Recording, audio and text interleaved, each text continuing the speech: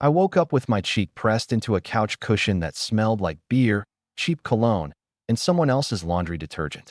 My mouth was dry, my head was pounding, and for a few long seconds, I had no idea where I was. Then I opened my eyes. Ceiling fan, slowly spinning. White paint with a small crack near the corner. Not my apartment. Damn, I muttered, pushing myself up. The room was quiet in a way that felt wrong. Not peaceful. Abandoned. Like the noise had been pulled out of the space and left behind. Morning light crept in through half-open blinds, illuminating a living room that looked like it had barely survived a war. Red cups everywhere. Empty bottles. A pizza box folded in on itself like it had given up. Someone's hoodie draped over a chair that definitely wasn't mine. The party. Jesse's party. It came back to me in flashes. His apartment packed wall to wall with people. Music way too loud. Jesse grinning like an idiot as he handed me a drink I absolutely didn't need. I told myself I'd stay an hour. Maybe two. Classic lie. I checked my phone. 7:04 a.m. No missed calls. A couple unread texts in the group chat, people joking about how wrecked they were, someone asking who stole their shoes. Typical. I swung my legs off the couch and stood up, immediately regretting it as the room tilted slightly. Hello. I called out. Nothing. I walked into the kitchen. Same story. More cups. Sink full of dishes. Balcony door cracked open, cold air drifting in. Jesse's place always ran too warm, and the chill made me shiver. Jesse. I tried again, louder. Still nothing. That's when it hit me. Everyone was gone. I was the only one left. The realization settled in my chest heavier than I expected. I wasn't embarrassed, well, maybe a little, but mostly I felt exposed. Like I'd missed an ending to a conversation I didn't know was important. I walked down the short hallway, peeking into rooms. Jesse's bedroom was empty, bed unmade.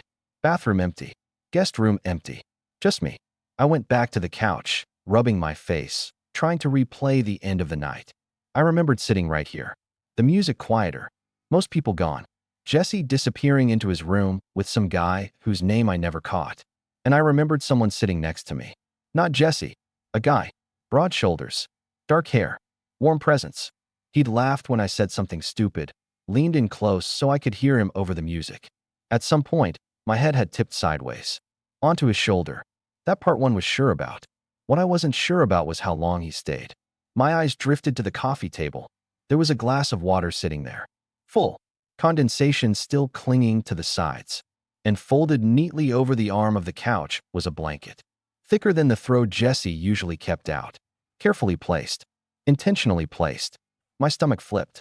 Someone had done that for me. I crouched down, touching the blanket like it might disappear if I didn't confirm it was real. I hadn't woken up cold. I hadn't woken up dehydrated. Someone had made sure of that. And suddenly, I wasn't just wondering why I was still here. I was wondering who had been here with me after everyone else left. I straightened up as the front door clicked open. Footsteps. Then a familiar voice, rough with sleep. Kurt. I turned toward the sound. Jesse stood there in sweatpants and a t-shirt, hair a mess, keys still in his hand. He looked surprised, then amused. You seriously slept here? He asked. I swallowed. Apparently. He glanced at the couch, the blanket, the water. His expression shifted just slightly. You don't remember, do you? My pulse picked up. Remember what? Jesse hesitated, then smirked. Yeah, he said. You're going to want to sit down for this. I stayed standing there, my fingers curling slightly at my sides, like bracing myself was somehow going to help. Jesse tossed his keys onto the counter and walked past me into the kitchen, grabbing the glass of water from the table like it was his. He took a sip, then stopped mid-swallow, eyes flicking back to me. Okay, first of all, he said, lowering the glass slowly. Not cool. That wasn't mine. I blinked. What? He set it down carefully, suddenly more awake. That's not my glass. I didn't pour that. A knot tightened in my stomach. So, I said slowly, who did? Jesse leaned back against the counter, crossing his arms. He studied my face for a second, like he was deciding how much to enjoy this moment. You seriously don't remember anything after, like, two? He asked. I remember pieces, I said defensively. Music dying down. Sitting on the couch. Talking to someone. His lips twitched. And then I woke up here. I finished. Alone. Which is why this is getting creepy. Jesse laughed. Relax. Nothing bad happened. That's not comforting. He sighed dramatically. Okay, you remember my friend Kurt. My heart skipped just a little. Kurt. I repeated. Tall guy? Dark hair. Yeah, Kurt. Jesse nodded. My coworker. The one you were very obviously flirting with. I was not Dash. Jesse raised an eyebrow. I stopped. Okay, maybe a little. More than a little, he said. You were glued to his side for like an hour. That explained the shoulder. The warmth. The way my memory kept circling the same vague outline of a person I couldn't quite see clearly. So where is he now? I asked. Jesse smirked again, slower this time. He left. Before me, I said, stating the obvious. No, Jesse replied. After everyone else. My throat went dry. He stayed. I asked. Yeah, Jesse said. You passed out around 3. Just gone. Head on his shoulder, mouth open, out cold. My face burned. Great. He tried to wake you. Jesse continued. You just mumbled something about tacos and grabbed his shirt. I groaned and covered my face. Please stop. Oh, I'm not even at the good part yet, he said cheerfully. So I figured I'd let you sleep it off. Kurt offered to help clean up. That made sense. Sort of. He kept checking on you. Jesse added, more casually. Like every 10 minutes. I lowered my hand slowly. Checking how? Touching your forehead. Adjusting the pillow. At one point he asked if you always slept that still. My chest felt tight in a way I wasn't prepared for. So he stayed, watching me? I asked quietly. Not like that, Jesse said, though his tone softened. More like, making sure you were okay. I glanced at the blanket again. And the water? Jesse nodded. Him. Something warm and unsettling spread through me at the same time. He left around 5, Jesse continued. Said he didn't want to wake you. Told me to tell you he had a good time. My heart thudded harder. That's it? I asked. Jesse tilted his head. Well, there is one more thing. I sighed. Of course there is. He asked about you, Jesse said. Like, not drunk party small talk asked. Actually asked. If you were seeing anyone. If you'd be embarrassed about last night. If I thought you'd want his number. My breath caught. And what did you say? I asked. Jesse smiled. I said you'd probably freak out, deny everything, then secretly hope you ran into him again. I glared at him. I hate how well you know me. He reached into his pocket and pulled out his phone. Good. Because he texted me this morning. My pulse was loud in my ears. Jesse turned the screen toward me. Kurt, did he wake up okay? I stared at the message longer than necessary. He remembered me. I said, more to myself than to Jesse. Oh yeah, Jesse said. Very clearly. I swallowed. So what did you tell him? Jesse's grin widened. I told him you were still asleep, he said. And that if he wanted to see you again, he should probably come get his hoodie. I looked down.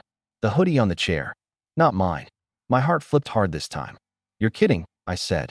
Jesse shook his head. Nope. And judging by the on my way he just sent. The doorbell rang. Jesse laughed as I froze in place. Yeah, he said. You might want to put your shoes on, Jesse. I blinked. You mean Kurt? He grinned. No, I mean you. Because you're about to meet the guy who tucked you in. I didn't move. Like at all. The doorbell rang again, louder this time, echoing through the apartment. And Jesse looked way too pleased with himself. You good? He asked, already heading toward the door. Jesse, I hissed, finally finding my voice. I'm wearing one sock. My hair looks like I lost a fight, and I don't remember half of last night. Perfect, he said over his shoulder. Authentic. The door opened before I could stop him. And there he was. Kurt. Fully awake Kurt. Not blurry memory Kurt. Not drunk party Kurt. This was very real, very present, standing in the doorway Kurt, wearing jeans and a plain black t-shirt that somehow made him look even broader than I remembered. His eyes landed on me almost immediately, and softened. Oh, he said quietly. Hey. My stomach dropped. Or flipped. Or both. I wasn't sure. Hey. I replied, sounding like I hadn't used my voice in years. Jesse clapped his hands once. Loud. All right, my work here is done. Hoodie retrieval mission successful. He grabbed his keys again. I'm gonna grab coffee. You two talk. Jesse dash, I started. He was already gone. The door shut behind him, and suddenly the apartment felt 10 times smaller. Kurt shifted his weight, hands in his pockets, looking nervous, which surprised me. He hadn't seemed like the nervous type last night. Confident. Grounded. The kind of guy who didn't need to talk too much. Sorry, he said. I hope this isn't weird. It's definitely weird, I admitted.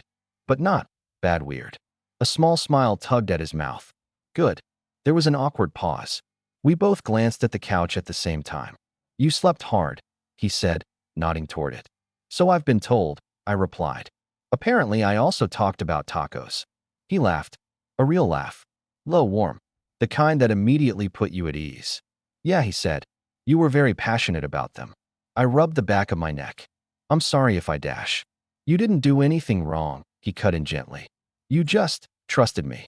That hit harder than I expected. I didn't want to wake you, he continued. You looked comfortable and safe. I figured that mattered more than anything. My chest felt tight again. The blanket, I said quietly. And the water. He nodded. You were dehydrated. And cold. I glanced down at the hoodie still hanging on the chair. And this? He followed my gaze, then shrugged. You were kind of holding on to it. I didn't have the heart to take it back. I smiled despite myself. Guess I owe you one. Actually, he said, hesitating. I was kind of hoping you'd keep it. At least until, I don't know, we grab coffee or something. There it was. The not a joke tone. The steady eye contact. The quiet confidence. My pulse picked up. I'd like that, I said. Coffee. I mean. His smile widened, relief flickering across his face. Yeah. He reached into his pocket, pulling out his phone. Can I give you my number? This time while you're awake. I laughed. Probably a good idea. As we exchanged phones, my fingers brushed his. Just barely. And it felt familiar. Like something that had already started, even if I didn't remember the exact moment it did. When Jesse came back 20 minutes later, carrying coffee and a smug grin, Kurt was sitting next to me on the couch. Not touching, but close enough that I could feel the warmth of him. The same spot. The same couch. Only this time, I was awake. And I knew exactly who I was sitting next to. Jesse took one look at the scene. Kurt on one end of the couch, me on the other, his hoodie draped across my lap, and stopped short. Wow, he said slowly. I leave for 20 minutes. Coffee. Kurt corrected, calm but amused. Jesse grinned. I knew I liked you. I rolled my eyes. You're not helping. Oh, I think I already did, Jesse replied, setting the coffee cups down. He tossed one to Kurt, handed one to me, then leaned against the counter like he was settling in for a show. So, you two good? Kurt glanced at me before answering. Yeah, we're good. That looked quick, checking in. Respectful did something stupid to my chest. Cool, Jesse said. Then I'm gonna shower and pretend I didn't play matchmaker before breakfast. He disappeared down the hall, leaving the apartment quiet again. But this time, it wasn't awkward. Kurt took a sip of his coffee, then exhaled. I was kind of worried you'd wake up and be embarrassed. Or freaked out. I thought about that, I admitted. But honestly, I mostly felt curious. He raised an eyebrow. Curious how? Like I missed something important, I said. Not in a bad way. Just unfinished. He nodded slowly. That's exactly how it felt leaving. The space between us felt smaller now. Not because we moved, but because we didn't need as much of it anymore. So, I said, tugging slightly at the sleeve of his hoodie. Tell me what I don't remember. He smiled, eyes softening. You want the honest version? I do. Okay, he said. You were quieter toward the end of the night.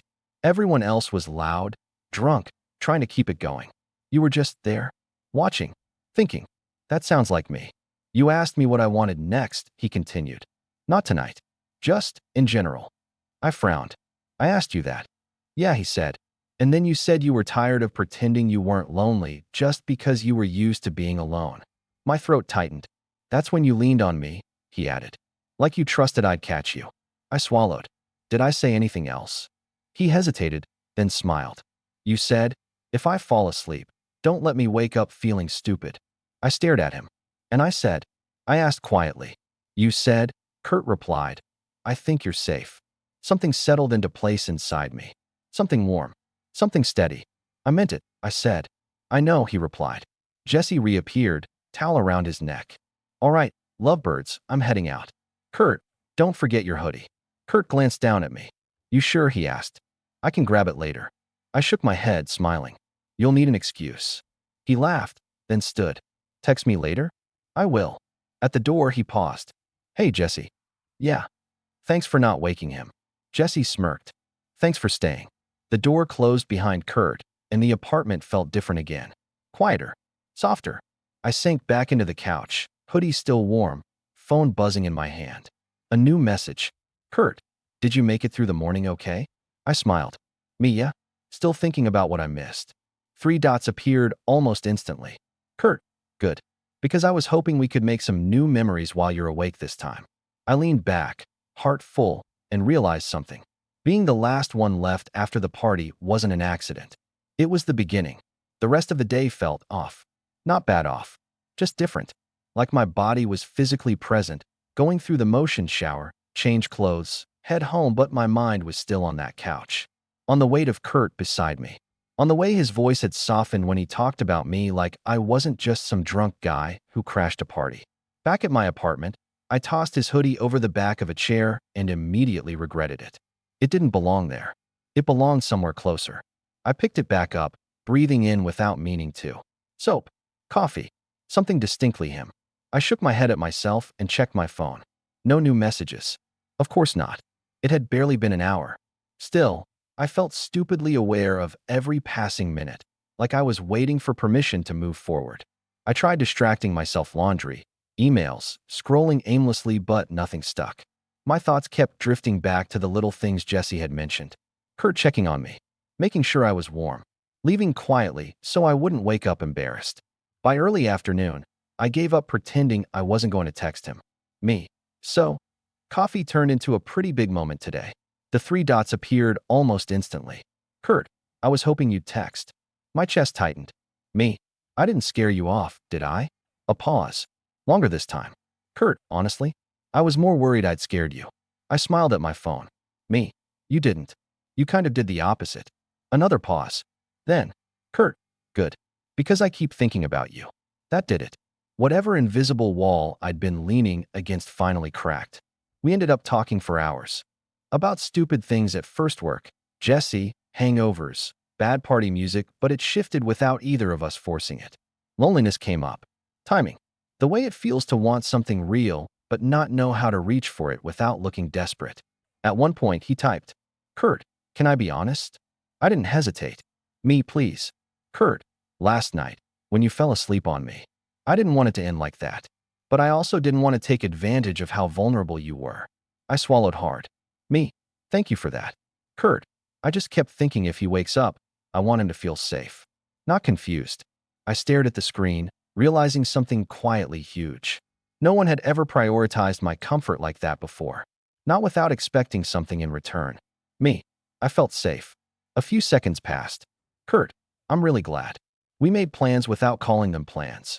Dinner later in the week. Something casual. Something awake. That night, I slept with his hoodie pulled over my chest like it belonged there. Like it was a promise instead of a souvenir. And for the first time in a long time, I didn't feel like I'd been left behind after something ended. I felt like I'd been chosen. We didn't call it a date. That felt too loaded. Too intentional. Like admitting that what was happening mattered before we were ready to say it out loud. So when Kurt texted, "You free tonight?" 2 days later, my heart still did that stupid jump, but I answered like a normal person. Yeah? What did you have in mind? Kurt, food. Somewhere quiet. Somewhere we can actually talk. That was when I knew. Not because it was romantic, but because it was thoughtful. We met at this small Thai place a few blocks from my apartment. The kind of spot with warm lighting, scratched wooden tables, and a waitress who already knew half the regulars by name. Kurt was already there when I walked in, standing a little awkwardly by the host's stand, hands in his pockets like he wasn't sure what to do with them. He smiled when he saw me. Not the polite, getting to know you smile. The real one. You made it, he said. Barely, I replied. I stared at my closet for 10 minutes like it was going to judge me. He laughed. You look good. The way he said it, easy, unforced, made my shoulders relax. Dinner was comfortable. Not fireworks. Not nerves buzzing so loud you couldn't hear yourself think. Just good conversation, steady eye contact, laughter that came naturally. We talked about our families, about how Jesse had been texting both of us ridiculous updates like he was emotionally invested in the outcome. At one point, Kurt leaned back in his chair and studied me for a second. What? I asked. Nothing, he said. I just like you like this. Like what? Present, he replied. Not wondering where you stand. Not trying to be anything. That hit close to home. I don't usually get this, I admitted. I overthink. I second guess. I convince myself people don't mean what they say. He nodded. Same. That's why I didn't make a move the other night. I met his eyes. You could have. I know, he said quietly. But I wanted you to choose it, not wake up into it. My chest tightened again. In the best way. When we left the restaurant, the air was cool, the streetlights glowing soft and yellow. We walked side by side, close but not touching. Not because we didn't want to, because neither of us was rushing it. Outside my building, we stopped. So, I said, shoving my hands into my jacket pockets. This was nice. Yeah, he agreed. It really was. A pause. Then he asked, carefully, can I kiss you? My heart skipped. Yes, I said. Please. He stepped closer, one hand lifting to my jaw like he was checking in even as he moved. The kiss was slow, gentle, no urgency, just warmth and intention and the quiet understanding that we both knew this mattered. When we pulled back, he rested his forehead against mine for a second. Still safe? He asked softly. I smiled. Still safe. And for the first time, I realized something else too. I wasn't afraid of what came next. I was looking forward to it. After that night, things shifted in a way that was subtle but unmistakable. Kurt didn't suddenly become the center of my world. We didn't text nonstop or fall into that breathless, obsessive rhythm people mistake for connection. Instead, there was something steadier underneath everything. A quiet understanding that we were moving toward each other on purpose. We started seeing each other every few days. Coffee before work, late dinners, long walks where the conversation drifted and circled back, touching on things we hadn't known how to say to anyone else before. One evening, we ended up back at his place for the first time. It wasn't planned. We'd just gone for a walk, hands brushing more often now, fingers finally intertwining without either of us commenting on it. When we reached his building, he hesitated. Do you want to come up? He asked. No pressure. I searched his face for a second. The same calm, the same openness. Yeah, I said. I do. His apartment was simple, clean but lived in. A couple of plants near the window. Books stacked everywhere like he couldn't decide which ones deserved shelves. It felt like him, grounded, intentional, a little understated. We sat on his couch at first, shoulders touching, talking, laughing, the kind of closeness that sneaks up on you. At some point, he turned toward me. Can I? He asked, already leaning in slightly. I nodded. The kiss this time was deeper, still careful, but charged with everything we hadn't rushed into yet. His hand rested at my waist, warm and steady, like an anchor.